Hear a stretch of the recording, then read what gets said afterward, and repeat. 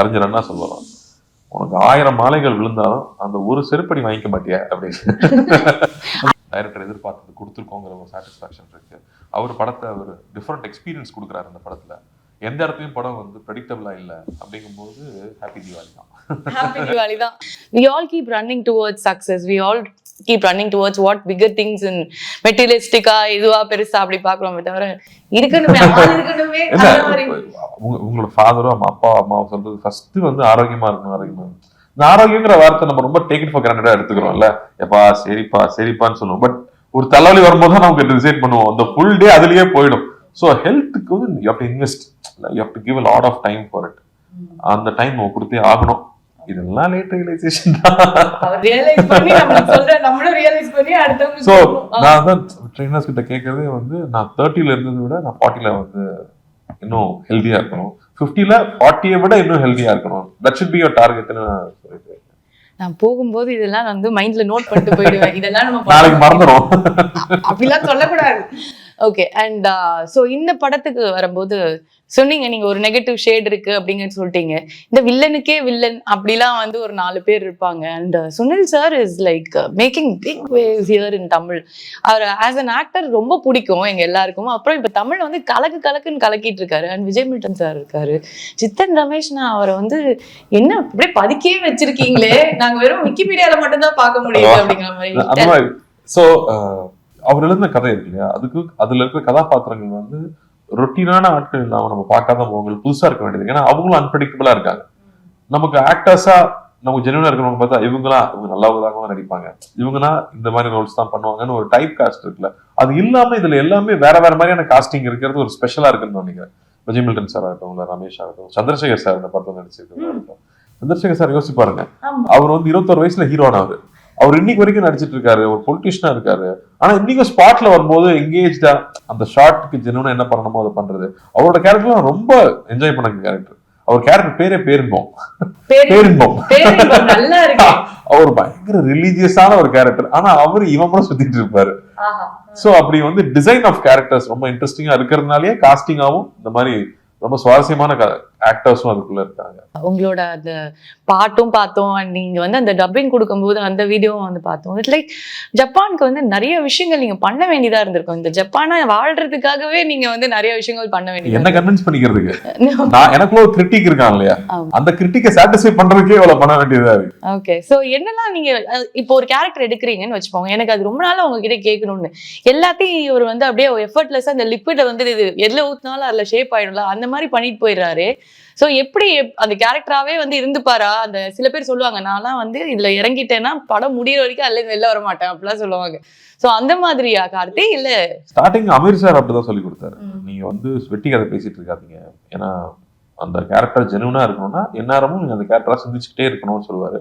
So ஸ்டார்டிங்ல இருக்கும்போது ஒரு சீனுக்குள்ள போய் நிக்கிறதுக்கு முன்னாடியே இது வரைக்கும் பருத்திவீரன் அவன் வாழ்க்கை என்னெல்லாம் கடந்து வந்திருக்கான் அப்படிங்கிறது ஓட்டிகிட்டே இருக்கும், மைண்ட்ல கான்ஸ்டன்டா ஓடிக்கிட்டே இருக்கும். ஏன்னா அந்த வாழ்க்கையை வாழ்ந்து வந்தவன் இந்த இடத்துல நின்னா என்ன மனநிலையில இருப்பான்னு அப்பதான் நமக்கு தெரியுது. டைரக்டர்ஸ் ரைட்டர்ஸ் அதை யோசிச்சு பண்ணிடுறாங்க. ஆக்டர்ஸா ரியலைஸ் பண்றதுக்கு அப்படி பண்ணிட்டே இருப்பேன். சோ அவன் எங்க பிறந்தான், அவங்க அப்பா அம்மா சின்ன வயசுலயே இறந்துட்டாங்க, சித்தப்பா தூக்கி வளர்த்தாரு இல்லையா, வந்து சின்ன வயசுல இருந்து வந்து அத்தை பொண்ணு லவ் பண்ணிட்டு மாமன் லவ் பண்ணிட்டே இருக்கு, ஆனா அது செட் ஆகாது, தள்ளி வைக்கலாம். ஸோ இது மைண்ட்ல ஓட்டிட்டே இருக்கும்போது நீங்க அங்க வந்து நிக்கிற இடத்துல உங்களோட மனநிலை வேற மாதிரி இருக்கும். அதுக்கப்புறம் டைரக்டர் கொடுத்த டயலாக் நீங்க டெவலப் புரியும். 100 மார்க் எழுதணும், வர்ற மார்க் வரட்டும், பட் நம்ம எழுதுறது 100 மார்க்கு எழுதணும். அதுதான் சூப்பர் நைஸ்.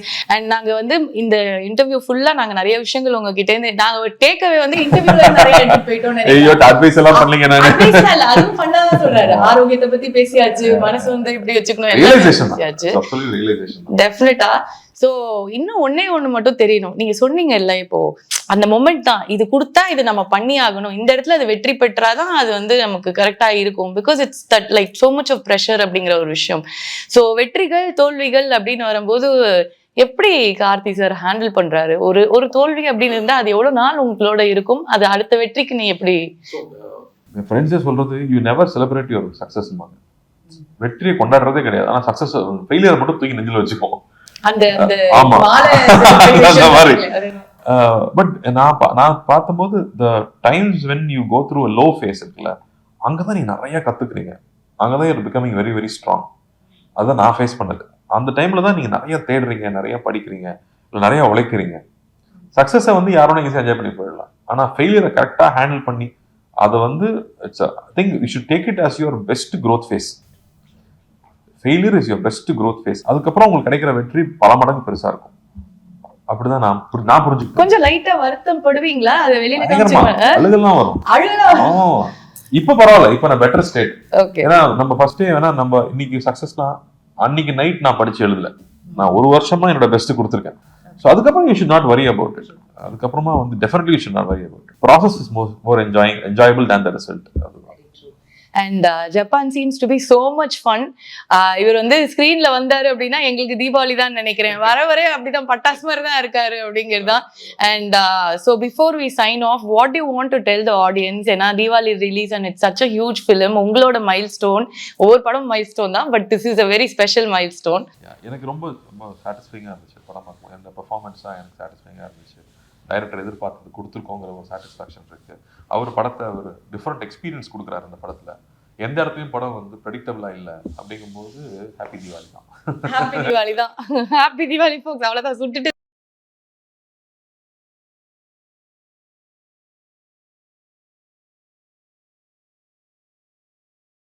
ஏன்னா இத்தனை நாளா நாங்க கார்த்தி சார் படங்கள்ல ஒவ்வொரு கேரக்டரா, பருத்தி வீரனா இருக்கட்டும், விசியா இருக்கட்டும், அதுக்கப்புறம் இப்போ வரைக்கும் சொன்னா எல்லா கேரக்டரையும் நான் 25 படமும் சொல்லணும்னு நினைக்கிறேன். ஸோ அந்த மாதிரி எங்க கேரக்டரா எங்க மனசுல தங்கிடுவாரு. எங்க எல்லாருக்குமே நம்பிக்கை இருக்கு. Thank you so much and all the very best.